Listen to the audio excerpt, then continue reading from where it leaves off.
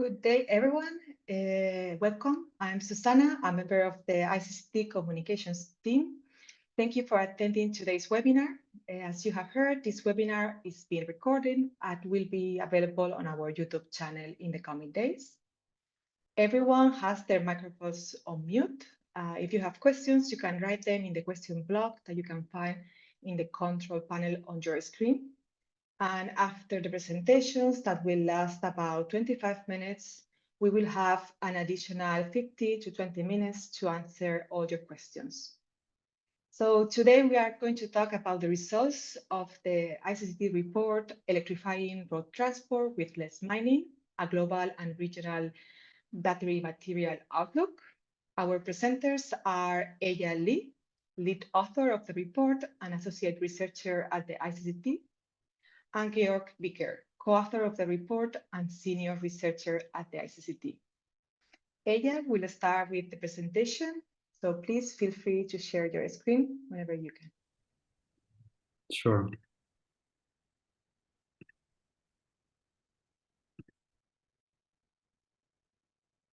Hi, everyone. Thank you for joining us today as we present the findings of the study entitled Electrifying Global Road Transport with Less Mining. This webinar will share policy insights from this study for the European Union and the US. I'll go ahead and get started. So I'll first give an overview of the study objectives and methodology, introduce our battery demand and supply comparisons, and then share the results for mineral demand and supply before giving the floor to Georg to discuss the implications of the findings of this analysis for policymakers. So the objective of this study was to project the demand for battery cell production and mineral supply capacities required to implement adopted vehicle electrification policies and targets, including those currently under consideration. We compare this projected demand with anticipated cell production capacities and mineral supply. Policies considered in this study correspond to this blue section of this figure from our colleague Josh Miller and Arjit Sen's Vision 2050 study, which was released in 2023. In terms of the scope of the study, we projected the demand for 5 battery minerals: lithium, nickel, cobalt, manganese, and graphite, the demand for which is expected to increase significantly with the increase in battery demand. We estimated the global demand for these minerals and evaluated demand in the focus regions of China, the EU, India, Indonesia, and the US. And we evaluated vehicle demand in all on-road transport segments, including light-duty, heavy-duty, and 2- and 3-wheeler vehicles, and we consider battery demand from non-vehicular applications. Additionally, we decided to only include battery technologies on the market in 2024 in the analysis, since predicting how uncommercialized battery technologies like full solid state would influence the vehicular battery market would introduce additional uncertainty into this project. That being said, we do evaluate 2 sensitivity scenarios for the development of the vehicular battery technology mix, a scenario for a higher adoption of LFP batteries, and one in which sodium-ion batteries are widely adopted. Furthermore, an exciting part of the study is that we evaluated how 3 policy interventions would reduce raw material demand and thereby further reduce the environmental impacts of battery electric vehicles. These interventions are the development of a global battery recycling ecosystem, a fleet-wide reduction in the average battery size of passenger BEVs, and a wholesale reduction in transport demand alongside a modal shift away from private passenger and freight vehicles. The key takeaways from this project are that in 2030, announced cell production and mineral supply capacities are keeping pace with and partly exceed the projected demand resulting from the implementation of adopted vehicle electrification policies and those currently under consideration. The second key finding is that although there will likely be enough raw mineral supply, we don't need to do all this additional mining. Right-sizing passenger EV batteries, developing end-of-life battery collection and recycling ecosystems, and reducing vehicle sales through demand avoidance and modal shift strategies can lower the demand for raw mineral mining. Each of these strategies can contribute to lowering the environmental impacts of battery electric vehicles compared to combustion engine counterparts. So I'll next turn to our global findings on how growing battery demand compares with anticipated cell production capacity. On a global scale, battery demand is expected to rise rapidly by 2030. This is largely driven by the increase in sales of battery electric vehicles. The non-vehicular battery demand, shown in the dotted blue line in this figure, is primarily for stationary energy storage, and a small portion of this demand is from portable electronics. In 2030, we see that all announced cell production capacities are nearly twice as high as the total battery demand from all sectors. When looking at the capacities of factories that are already operational and of those under construction and categorized by Benchmark Minerals Intelligence as highly probable to reach their listed capacities, the 2030 capacity is still higher than total demand. Notably, the total battery demand in the baseline scenario assumes no demand reduction measures are implemented. If the average battery size of passenger BEVs declines, or if vehicle sales are reduced through avoid and shift strategies, total battery demand would decrease considerably from this baseline. Although global cell production capacities far exceed projected demand in 2030, as we shall see in the following slides, this capacity varies by region. In this map, we show how the majority of current announced cell production capacity, shown in the turquoise circles, and that in 2030, shown in purple, are located in China, with large capacities announced in the US and the EU for 2030. In China, announced cell production capacities substantially exceed the projected domestic demand. Considering all announced cell production capacities, 2030 supply exceeds domestic demand in the baseline scenario by a factor of 3. Even when only considering facilities that are already operational and those that are under construction and considered to be highly probable to reach announced capacities, the overall capacity is more than twice domestic demand. This suggests that China could achieve more ambitious vehicle electrification targets with domestically produced batteries, and that it is expected to continue to be a net exporter of batteries in the coming decade. In the European Union, we found that all announced cell production capacities correspond to 99% of domestic demand from all sectors in 2030. Operational and highly probable capacities correspond to 72% of demand. These results highlight the importance of EU policymakers ensuring that more of the announced investments in battery factories will eventually be realized. Moving on to the United States, we found that all announced cell production capacities correspond to about 130% of domestic demand from all sectors in 2030, and that operational and highly probable capacities correspond to about 103% of demand. In India, all announced cell production capacities are not yet on pace with projected demand in 2030. These correspond to about 49% of the domestic vehicular battery demand in 2030. And there's a similar story in Indonesia, where the capacities of highly probable facilities correspond to about 44% of domestic vehicular battery demand in 2030. In these two regions, governments have an opportunity to leverage the existing auto manufacturing sector in India's case, and domestic mineral reserves in Indonesia to scale up their domestic battery manufacturing capacity to self-sufficiently meet domestic demand. So I'll next turn to the global results of our analysis for key battery mineral supply chains. To model the development of the future vehicle battery technology mix, we assume a continuation of ongoing trends. These include an increase in the overall share of LFP batteries, shown in turquoise here, and a shift within the NMC battery variants towards technologies with higher nickel and lower cobalt content. This mix is based on both near-term market projections from Benchmark Minerals Intelligence and on regional projections published in the literature.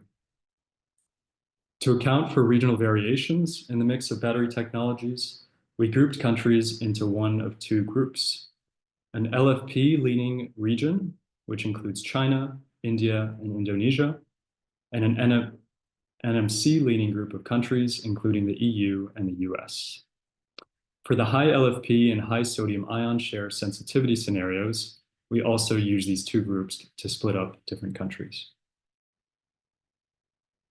So shifting from battery cell to mineral demand, we find that the demand for all key battery minerals is expected to increase rapidly between now and 2030. The demand for each mineral is impacted by the development of battery technology market shares. In this figure, we show how mineral demand varies between the baseline battery technology mix scenario and the two sensitivity scenarios. In the baseline, we can see that cobalt demand is projected to decrease after around 2032, reflecting growth in the market share of LFP batteries and a shift within the market share of NMC batteries to high nickel and low cobalt variants. With graphite, the increase in the demand levels off in the mid-2030s due to an assumed partial replacement of graphite by silicon in the anode materials. In the high LFP share sensitivity scenario, demand for nickel and cobalt are lower than in the baseline due to the assumed replacement of NMC batteries with nickel and cobalt-free LFP.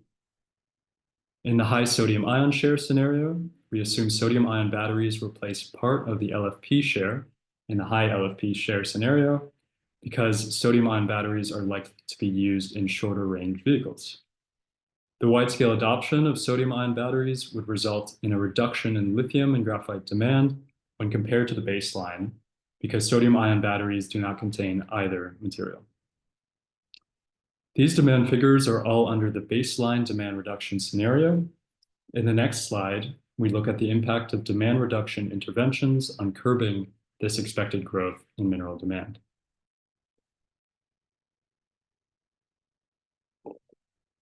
So our analysis finds that pursuing strategies to reverse the ongoing trend of increasing passenger BEV battery sizes results in the largest and most immediate reductions in mineral demand.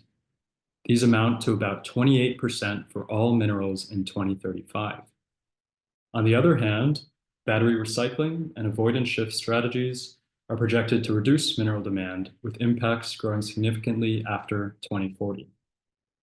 With recycling, the natural delay between a vehicle's initial sale and its eventual retirement pushes back the eventual recovery and recycling of battery minerals by about 18 years. With avoidance shift strategies, we assume that policies, planning, and infrastructure investments needed to create robust non-automobile transport options take time to shift passenger and freight behavior. In reality, a combination of these three strategies can realize significant reductions in raw mineral demand while still enabling governments to achieve their vehicle electrification targets. Next, I'll show you how these mineral demand projections compare with anticipated supply in the year 2030. So in the coming decades, mineral supply capacities will need to be scaled up significantly to keep pace with the expected rapid increase in battery demand. This would be accomplished through the opening of new mines and the expansion of existing ones. Based on mineral supply data and non-transport mineral demand data from the IEA, on a global level, our analysis finds that anticipated mining capacities in 2030 would meet about 101% of the annual raw material demand for lithium, 97% of the demand for nickel, and 85% of the demand for cobalt, including the demand from non-transport and non-battery applications. This is in the baseline scenario. In a scenario with a faster increase in market shares of LFP batteries, already 102% of the demand for lithium, 108% of the demand for nickel, and 103% of the demand for cobalt would be met in 2030. On the other hand, in a scenario with a large-scale adoption of sodium ion, the demand for lithium would be reduced substantially, and this would allow the anticipated lithium supply capacities to meet about 116% of demand in 2030. These different scenarios highlight that the market can react to the low supply or high prices of different materials by switching to higher market shares of battery technologies containing none or less of these materials. This has already been demonstrated in recent years by the shift to higher nickel and low cobalt NMC variants, and by the overall increase in the market share of LFP, which contains neither nickel or cobalt. And so how do these mineral demand projections compare with global mineral reserves? This is a critical question to evaluate long-term feasibility and sustainability of our vehicle electrification targets.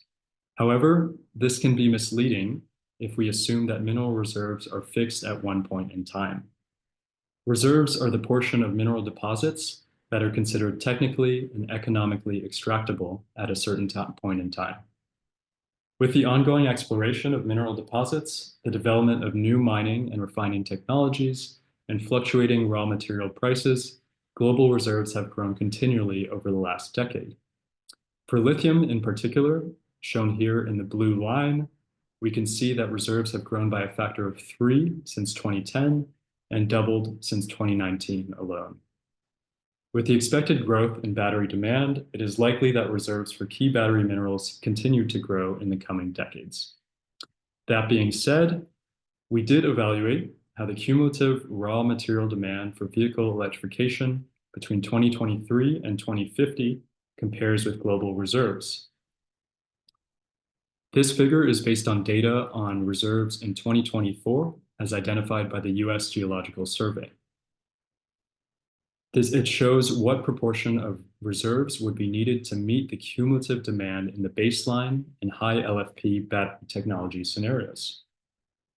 Our analysis finds that if global battery demand for road transport through 2050 were to be met only with lithium-ion battery technologies already commercialized today, and if no raw material demand reduction measures were implemented, the accumulated demand would correspond to about 49% of current land-based reserves of lithium and 38% of both nickel and cobalt reserves. These numbers indicate that even in a very conservative estimate, the current mineral reserves would be more than sufficient to meet future demand. Among other implications, these findings indicate that deep sea exploration for mineral deposits on the seafloor is not needed to meet future battery material demand. So I'll now share a summary of the findings again. The key conclusions of the analysis, as I shared in the last slide, are that global mineral reserves are more than sufficient to meet battery material demand in the long term. We find also that the scaling up of cell production and material supply keep pace with and partly exceed growing demand, and that despite a general reliance on international material supply chains, domestic reserves in each of the focus regions can partially help to meet future demand. Moreover, we found that implementing policies to reduce the average battery size of passenger BEVs is the most immediate way to reduce battery and raw material demand. Battery recycling and avoidance shift strategies also reduce raw material demand, but their impact only grows in 2040 and beyond. Battery recycling in particular can increase the domestic supply of recovered minerals, lowering the dependence on mineral imports in regions where few reserves are located. In the EU, we find that if all announced cell production facilities are realized by 2030, their total capacity would correspond to an estimated 99% of battery demand from all sectors, whereas the capacities of operational and highly probable facilities would only meet about 72% of demand. In the US, both all announced and operational and highly probable cell production capacities exceed projected battery demand. This is in the baseline scenario in which no demand reduction measures are implemented. If the average battery size of passenger car BEVs were to be reduced by 20% in 2030, battery and raw mineral demand be reduced by 30% in the EU and 21% in the US. Battery recycling and avoidance shift strategies can also help to reduce the demand for new mining, with impacts growing after 2040. Lastly, both regions are home to reserves of certain minerals, which, if developed, could partially meet the battery demand for raw minerals in the coming decades. The EU has sizable nickel reserves in the French overseas territory of New Caledonia and minor lithium reserves in Portugal. The US is home to large lithium and manganese reserves, as well as minor nickel and cobalt reserves. I'll now give the floor to Georg to discuss the policy implications of this study.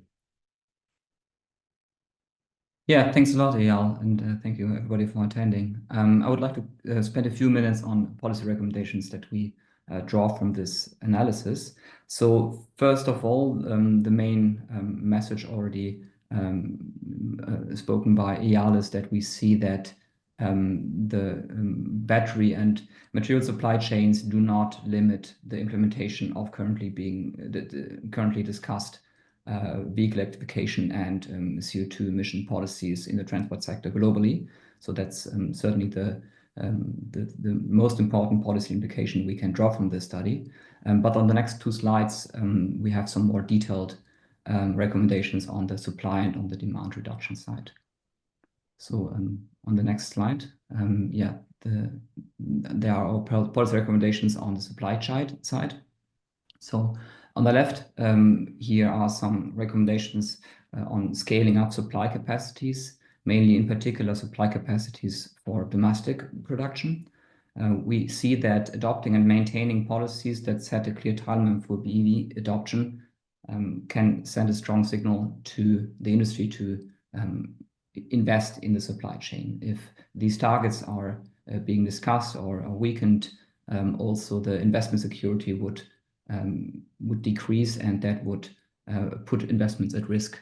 So it is important to maintain the current level of ambition or even increase it. Then the second point is that regulatory and financial incentives for mineral mining and refining capacities, as well as production capacities, can help to support supply chains. And this was very visible in the US with the IRA. A lot of investments were attracted, and also the EU can consider to increase its ambition in supporting battery production domestically. Then last point here is on strategic trade agreements with mineral-rich countries. So as Eyal said, neither the US nor the EU has reserves for all of the minerals needed. So in order to secure supply chains, it's important for these regions to consider strategic trade agreements. Then on the right side, there are some recommendations on responsible supply chains. So here, first and foremost, it's important to support local social and environmental regulations to reduce the negative impacts of mining and refining practices. Then a second point is that due diligence standards, again on social and environmental risk in the supply chain, can help to reduce the risks also like in overseas. So when the minerals are not mined or refined in the region of legislation. So this is exemplified with the battery regulation in the European Union, where there are due diligence requirements for a selection of materials. And then the last one here is on targeting incentives to projects with high standards in social and environmental impacts to support best practice and show how mining and refining projects in particular can be done with a low impact. Then on the next slide are some recommendations on reducing the demand in new mining, because mining always has an environmental impact. And we showed several scenarios on how the raw material demand could be reduced. So for the scenario on smaller batteries, it needs to be emphasized that smaller batteries also mean more affordable BEVs, both in the operation when they are more energy efficient, but also when purchasing the vehicles. And they also have the most immediate and strongest impact on battery and mineral demand, at least in the short to medium term. And here, just informing consumers on battery right sizing can already help a lot because in many cases the ranges of electric vehicles are higher than the actual consumer demand for the range, or at least do not match with the actual travel behavior of vehicle owners. Then charging infrastructure or increasing charging infrastructure helps to reduce the need of long-range models, and thereby also helps to reduce the battery size and thereby mineral demand. And then lastly, improving BEV energy efficiency is an important area to consider. In the EU, there are discussions on BEV energy efficiency standards, which certainly is the strongest option that can be chosen here. Then on battery recycling, this has like the large benefit that it not only reduces raw material demand, but also increases domestic mineral supply and also clean domestic jobs in the battery recycling industry. And here we would like to highlight two aspects of efficient battery regulations on recycling. First is that the extended producer responsibility is important to get hold of the end-of-life vehicles and collect them. And then in a second step, for the recycling of the batteries in these vehicles, higher recovery rates for key battery minerals, so element-specific recovery rates can really help to extract the minerals that are needed. Then on transport avoidance and mode shift policies, on one hand side, just transportation planning, so higher density urban areas, developing cities around connected public transport, but also building safe walking and biking infrastructure helps to reduce demand in private passenger vehicle transport. And this can be then strengthened by also discouraging private motorized vehicles by congestion charges, parking management, or other measures. So yeah, with this, I think we want to go to the Q&A session. Give the word to Sana. Thank you, Georg. Thank you, Eyal, for the great presentations. So as you have said, we will move now to the Q&A section of the webinar. To everyone, remember, if you have questions, write them in the question panel. You can find it on your control panel on your screen. And we will answer as many as we can in the next half an hour that we have left. So let me go through the first questions. 1 second. Okay. So we have one question about the, okay. So why is your outlook for battery production in the EU more or less optimistic than others? I don't know if Eyal or Georg, you would like to, wants to respond? Mm-hmm. So our data on cell production capacity in the future is based on data from Benchmark Minerals Intelligence. This is a data provider that it's considered very high quality because they keep the announced capacities up to date, meaning that they check, use satellite imagery, whether or not cell production facilities are progressing and actually being built, and then also if they are operational when they say they are producing batteries.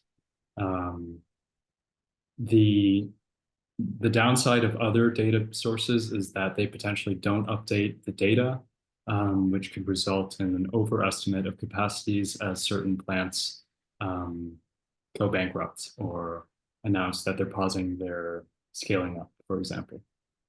The difficult part here is how we estimate which future facilities will actually be built and scale up to the listed capacities. So we decided to approach this in a transparent way where we show an extreme of all capacities being realized and a more pessimistic number in which only the capacities of plants that are already operational and of those that are under construction, but considered highly probable to open on time and reach their listed capacities. So this shows like a conservatively low estimate and a very optimistic scenario in which all the capacities are developed. So yeah, that's the total amount may be quite optimistic, but we also show a scenario that's considered more realistic there. Thank you, Eyal. So we have many questions coming up, so I will try to go through them as far as we have time. We have here a question about types of cathode technology. So the question is, can battery manufacturers really shift the types of cathode technology in response to low supply or high prices of minerals?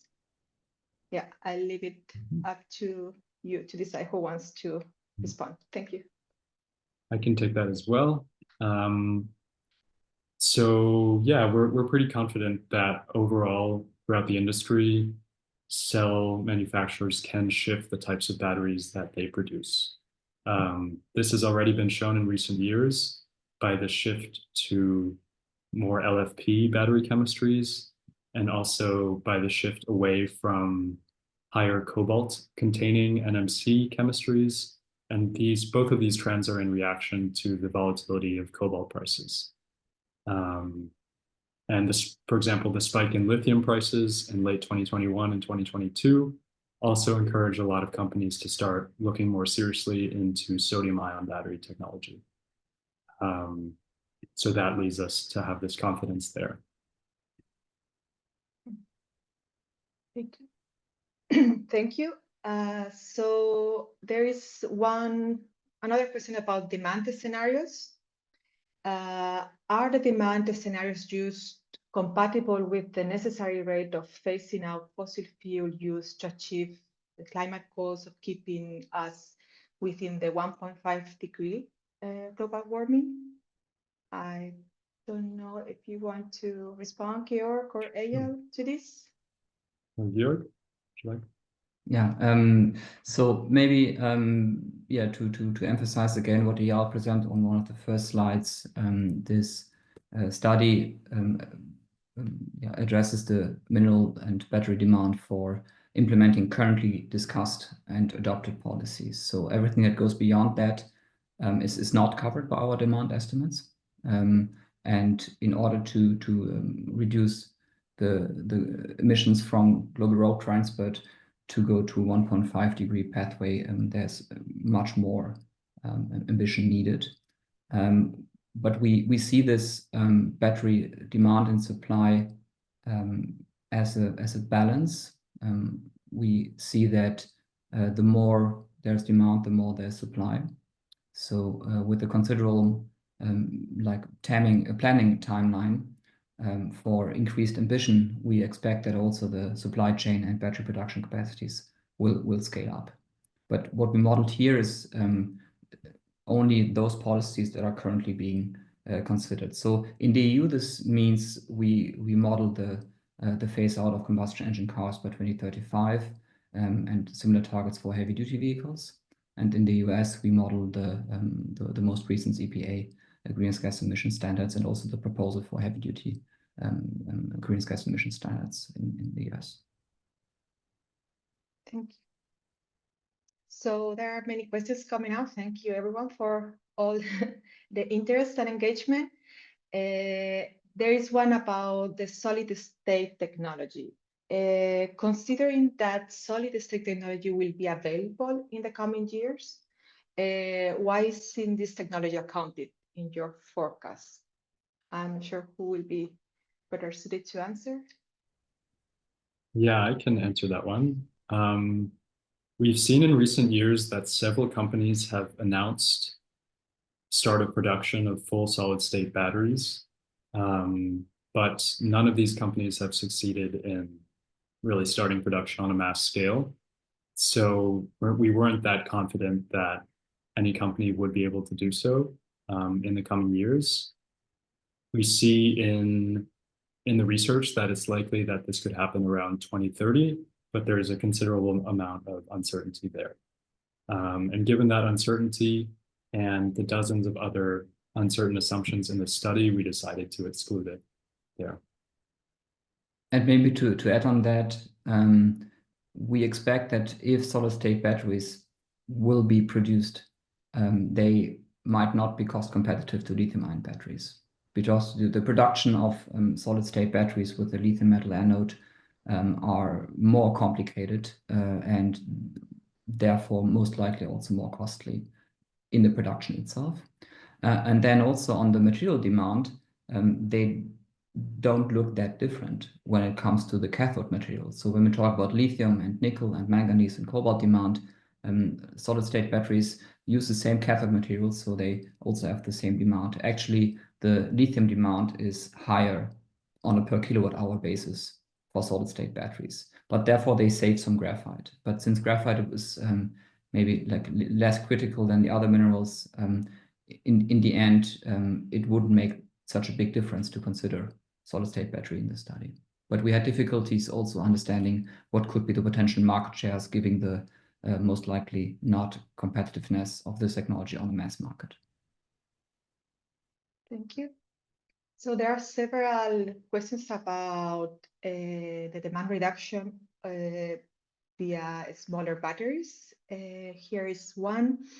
Reducing the size and weight of batteries has the most immediate results in lowering demand. What policy options do you see in the EU to achieve that? And he suggests, can footprint requirements for vehicles in the end of life of cycles be a solution? And is that a realistic option? What do you think? Maybe in the policy side, Georg, you were discussing some questions. Yes, so I think in the EU there currently is a discussion about energy efficiency standard for electric vehicles. So we think that this is the strongest policy option that could be taken for improving the energy efficiency of electric vehicle, and thereby also allowing electric vehicles to have a smaller battery to still have the same range. Then, as I said, building charging infrastructure and also informing consumers on reducing the demand in range, but maybe also informing consumers better on what range they actually need can reduce the demand in long range models. So that's another way to reduce battery capacity demand, or like reduce the size of the batteries in the end. And for carbon footprint rules, they are already in the making. So the battery regulation considers battery carbon footprint rules. The methodology is still being discussed, but I think starting next year, companies will report the emissions of the production of the batteries, and then also later in a few years, there will also be like a maximum threshold under which batteries need to be in order to be eligible to be sold in the EU.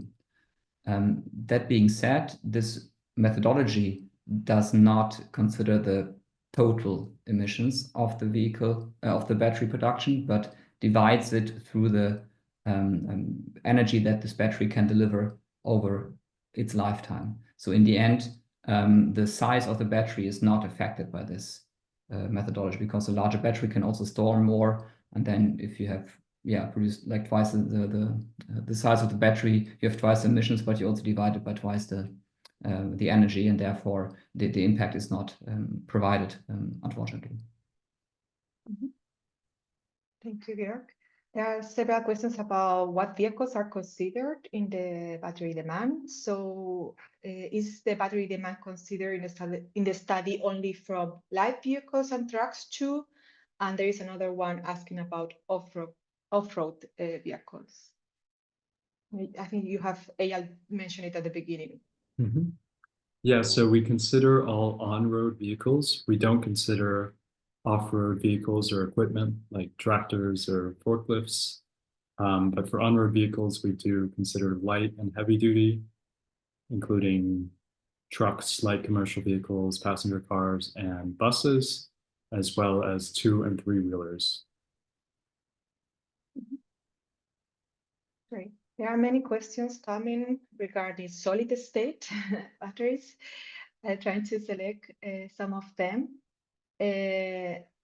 maybe this is a bit forecasting. If and when solid state comes, are there supply chain challenges, and how does that help the supply of materials that you have stated in the report? I don't know, Georg, maybe you have an answer? Yeah, so maybe building on my answer on that before, the material demand is not that different when looking at solid-state batteries compared to lithium-ion batteries. They use more lithium and they'll use less graphite. So that would be the impact. Solid-state batteries will thereby rather have a higher demand in minerals where there are like limited supply capacities. For graphite, it looks pretty good. So actually, they would make it rather worse than better, if you want. Thank you for adding to this.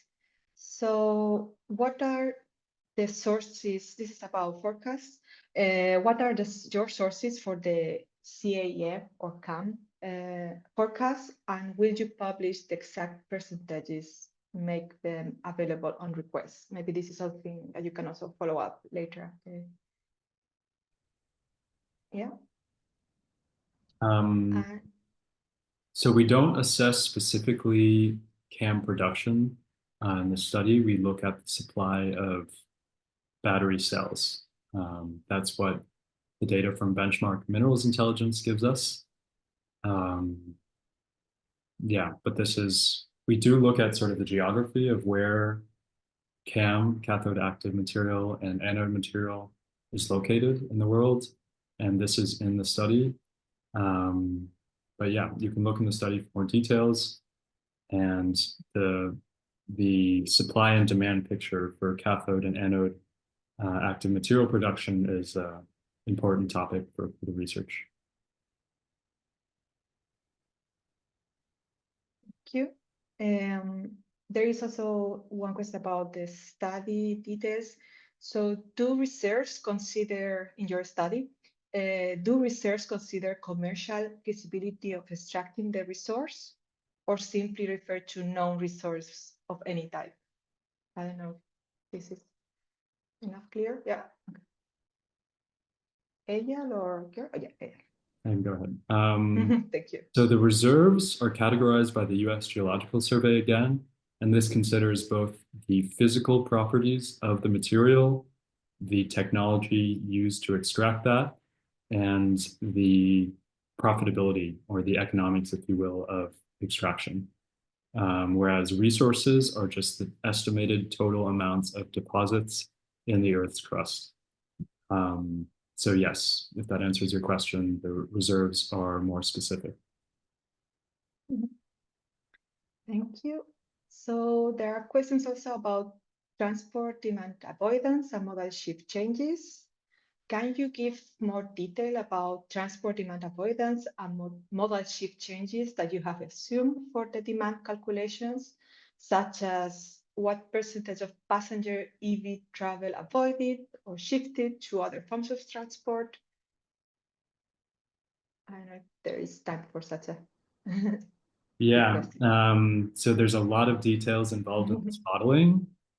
I can't remember off the top of my head the exact reduction, and it varies by region. I think on a global scale, passenger kilometers traveled in private automobiles or in passenger cars reduces by about 19%, if I remember correctly. But these details are in the paper. And this is based on modeling that our colleagues Arjit Sen and Josh Miller did in this Vision 2050 paper that I cited earlier. And this modeling is based on passenger transport demand reductions and modal shifts in an ITF study, shifted according to ICCT assumptions. And then the freight avoidance shift assumptions are based on a study by the IEA. And this is described in detail in the paper if you're interested. Thank you. So one more question about the smaller batteries. Smaller batteries have many more charging cycles for the same distance travel. charging cycles limit the usability of a battery. They also charge faster. So what should be the incentive apart from the price, which is constantly falling per kilowatt hour, to choose a small battery? I don't know, Georg, maybe this more technology question, something you can answer? So I think for the consumer, the incentive would only be the price, maybe environmental concerns, but mainly the price.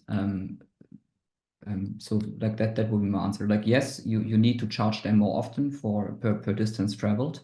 But when you look at the distribution of average trip length of consumers and compare that with the ranges of electric vehicles nowadays, you can see that the range are widely oversized for most of the applications of private consumers. So we are approaching to the end, so maybe we have still time for a couple more questions. Thank you everyone for having so many. I'm trying to select as many as I can. So here there is a very concrete question about the high LFP scenario. Why does the high LFP scenario lead to lower lithium demand?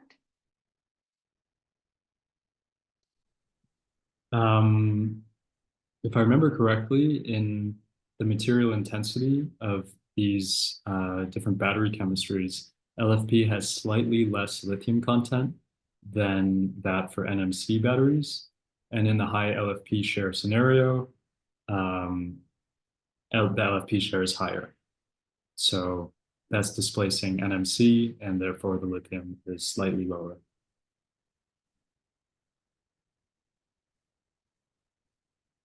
Thank you. I think maybe I can still make one more question if you are, yeah, okay. So if we think of your supply of materials versus demand, can you tell us what kind of ramp-up assumptions you made?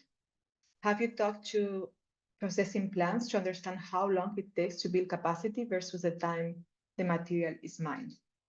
These are maybe big questions, but I'm sure you have, at least in the last minute, some time to respond. So what are the assumptions for general mineral demand? What ramp up. And ramp up? And what are the differences in lead times for refineries and mines? Is that correct? Yeah. So there's a lot of assumptions involved in the increase in mineral demand. I honestly don't know which are most important, but it would be best to look at read through the methodology in the paper to understand this. Yeah, sorry for the unsatisfactory answer there. But in terms of lead times for refineries and mining facilities, these vary by region and by type of mineral. We see, for example, that for example, lithium brine production facilities, for instance, in Chile and Argentina, there's lead times of 7 to 8 years, whereas a mine in the US can take up to 12 years for lithium, and I think for nickel, it's much longer. It's about 17 years on average. So this is, for some of these longer lead time mines, this is where it's really critical for investors to have a clear signal from policymakers to make those investments early on so the mines can scale in a predictable and reliable way. And then for refineries, we see that the lead times are much shorter than for mines. So these can be developed in 3 to 4 years, depending on the location. And maybe to add to that, the capacities that we displayed in this paper are announced capacities. So any lead times due to setting up these mines is already accounted for in the numbers that we show. So yeah, in the end, yeah, it's the displayed announcements that we show. And maybe, yeah, for the demand calculation, it's relatively simply. We start with the number of vehicles, considering like development of the total vehicle sales, then multiply that with BEV and PHEV shares in the different segments. Then we consider different market shares of battery technologies, We consider the material intensity of the specific market shares on a per kilowatt hour basis, and then in the end add some recycling calculations. So that's in simple words the process of getting to the demand projections.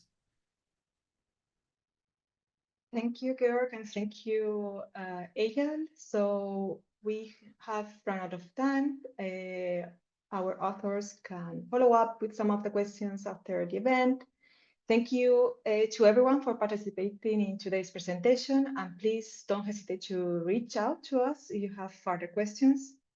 Remember to follow us on our social media and subscribe to our newsletter if you haven't yet. And I will share here again the report, so everybody has the link at their hand. And thank you for your time, and thank you both of you for these great presentations. Thank you, everyone. Thank you.